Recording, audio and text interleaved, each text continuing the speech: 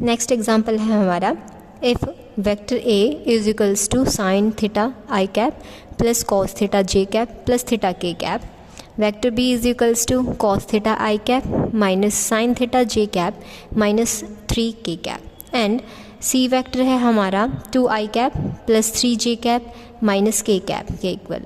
ठीक है, तो हमें यहाँ पे फाइंड आउट क्या करना है, जो वेक्टर ट्रिपल प्रोडक्ट रहेगी उसका फर्स्ट डेरिवेटिव फाइंड आउट करना है। कब? जब थीटा हमारा किसके इक्वल हो जाए, 0 के इक्वल हो जाए। ठीक है, तो पहले तो हमें क्या करना पड़ेगा, यहाँ पे इसको सॉल्व करना पड़ेगा वेक्टर ट्रिपल प्रोडक्ट को।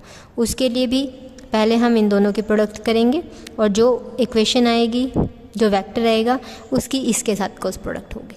ठीक है, तो क्रॉस प्रोडक्ट हम किस तरह से सॉल्व करते हैं, vector B cross vector C, दोनों वैल्यूज़ को हमने यहाँ पे रख दिया है, कोस थीटा आई कैप माइनस साइन थीटा जे कैप माइनस 3 के कैप, क्रॉस प्रोडक्ट 2 आई कैप प्लस 3 जे कैप माइनस के कैप, यहाँ पे I cap J cap K cap.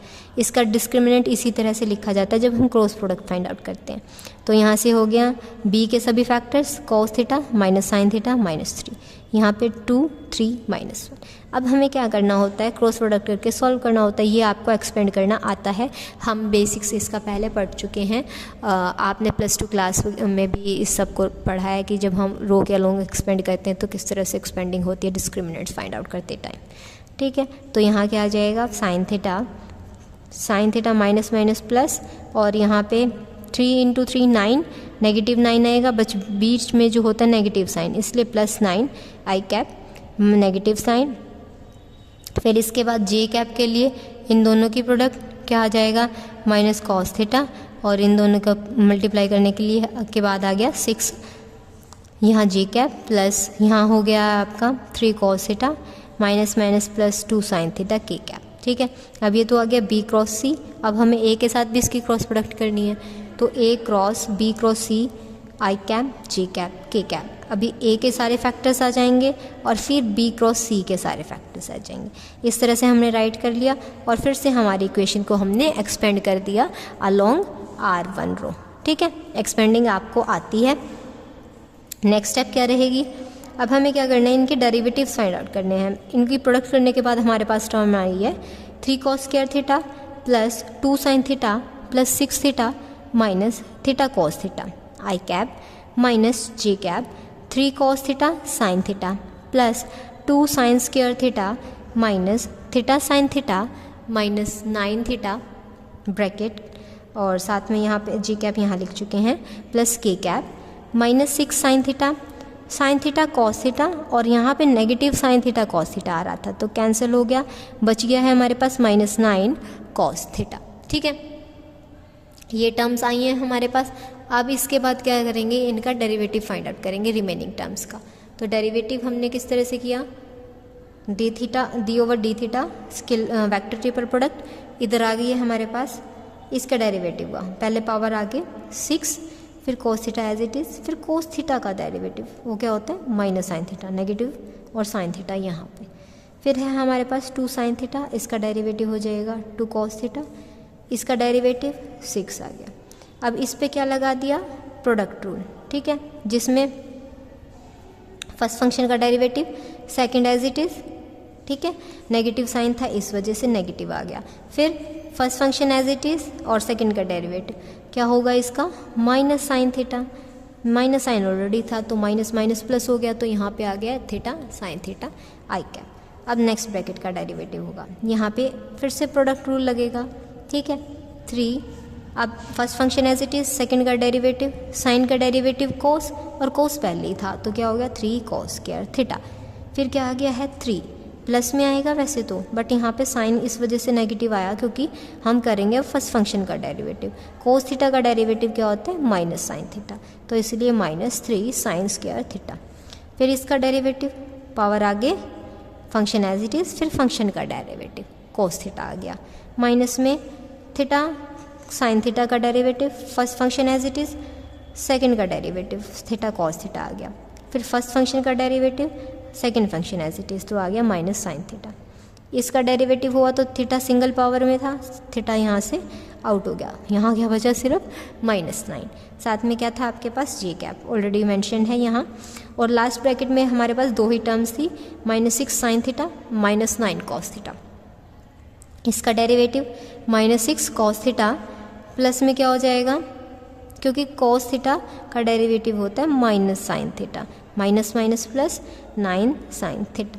अब हमें वैल्यू फाइंड आउट करनी है थीटा जब हमारा किसके इक्वल हो जाए, 0 के इक्वल। तो थीटा 0 होगा जब कॉस तो हमें वैल्यू देगा 1 और साइन 0 हमें वैल्यू देगा 0। तो सिर्फ कॉस वाले ही कंपोनेंट हमारे फंक्शन में जो भी हमारी वैल्यूज़ हैं उनमें बचेंगे। तो यहाँ वैल्यू पुट करते हैं हमारी, यहाँ से आपके पास ये वैल्यू बचेगी, ये 0 बट इसके साथ ये भी 0 हो जाएगा, ये नहीं बचेगा। यहाँ से ये बचेगी क्योंकि कोस वाली टर्म है सिंगल टर्म, ये एज इट इज़ रहेगी, ये कोस वाली सिंगल टर्म है, ये भी 0 हो जाएगी।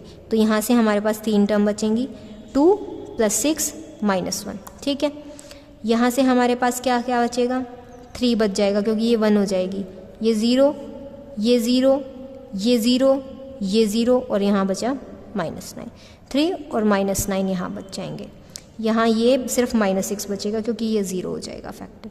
ऊपर बचा 2 + 6 -1, यहाँ 3 -9 बचा और यहाँ जस्ट बचा आपका -6।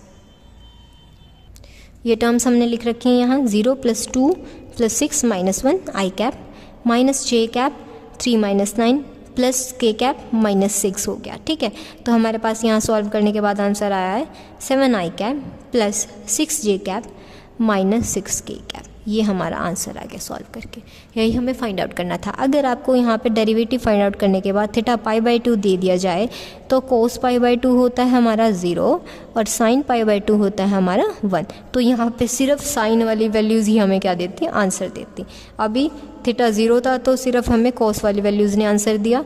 अब अगर थीटा π/2 हो जाएगा तो सिर्फ साइन वाली वैल्यूज़ हमें आंसर देंगी। क्लियर है ये एग्जाम्पल। अब आता है हमारा नेक्स्ट एग्जाम्पल। हम ये रूल पढ़ चुके हैं, अगर हमारे पास 3 वेक्टर्स हैं वो स्केलर ट्रिपल प्रोडक्ट में हैं, उनका हमें फाइंड आउट करना है डेरिवेटिव।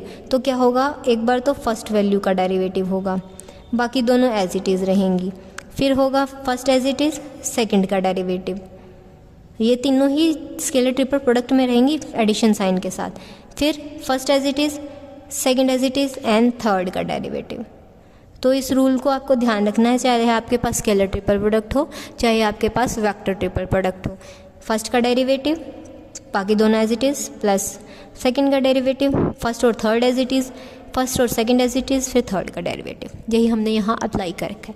फाइंड आउट क्या करना है, इवेल्युएट करना है आपको derivative of scalar triple product R vector का फर्स्ट डेरिवेटिव, आर वेक्टर का सेकंड डेरिवेटिव।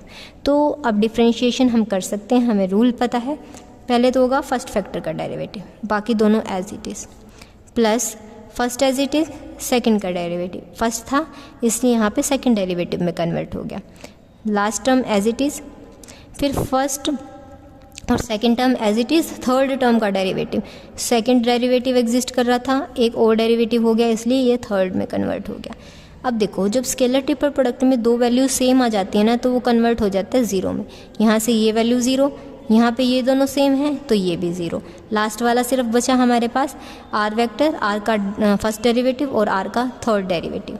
तो हमारे पास जो फर्स्ट डेरिवेटिव है वो किसके इक्वल आ गया है, scalar triple product of R vector का फर्स्ट डेरिवेटिव, आर वेक्टर का थर्ड डेरिवेटिव, ठीक है। अब हमें यहाँ पे क्या फाइंड आउट करना है, इसका नेक्स्ट वाले पार्ट में इसी वैल्यू का सेकंड डेरिवेटिव फाइंड आउट करना है। तो इस वैल्यू का सेकंड डेरिवेटिव हमारा इस तरह से लिखा जाएगा d/dt। इसका हम फर्स्ट तो फाइंड आउट कर चुके हैं, तो फर्स्ट वाली वैल्यू को यहाँ रख दिया। अब इसका इस वाली वैल्यू का एक बार और डेरिवेटिव करेंगे तो हम हमारा क्या पालेंगे, सेकंड डेरिवेटिव। अब हमें पता है, फिर से वही रूल लगाएंगे, पहले फर्स्ट वाली वैल्यू का डेरिवेटिव, बाकी दोनों एज इट इज़, सेकंड वाली का डेरिवेटिव फर्स्ट और थर्ड एज इट इज़, फिर थर्ड वाली का डेरिवेटिव फर्स्ट और सेकंड एज इट इज़।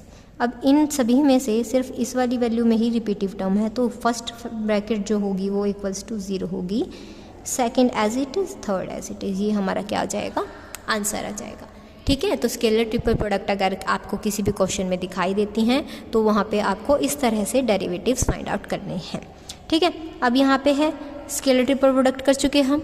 अब हमारे पास है वेक्टर ट्रिपल प्रोडक्ट। इसमें क्या रहेगा, फॉर्मूला सेम रहेगा, बट ये जो क्रॉस प्रोडक्ट का साइन है ना, ये यहाँ पे जिस ब्रैकेट में जिसके साथ है ना वैसे ही रहेगा।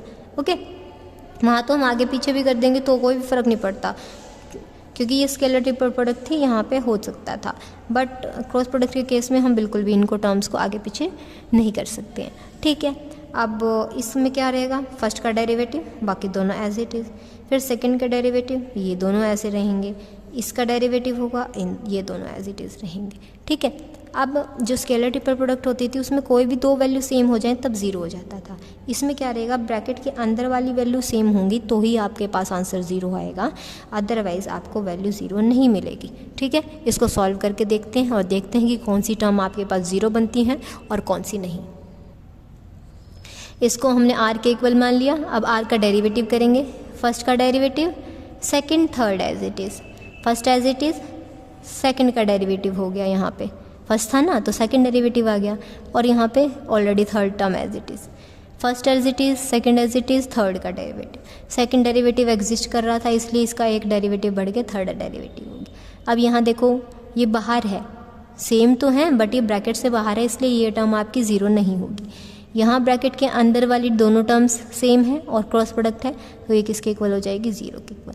तो आंसर हमारा इस तरह से आ जाएगा, डी आर ओवर में डी टी क्रॉस प्रोडक्ट में D R over D T cross product second derivative plus R, और फिर फर्स्ट डेरिवेटिव की क्रॉस प्रोडक्ट किसके साथ हो रही है, थर्ड डेरिवेटिव। ये आपका क्या आ जाएगा, आंसर आ जाएगा। आपको कोई भी क्वेश्चन दे रखा हो जिसमें scalar triple product find out करनी है, चाहे आपको vector triple product find out करनी है, आप उनको इसी तरह से सॉल्व करेंगे। क्लियर है।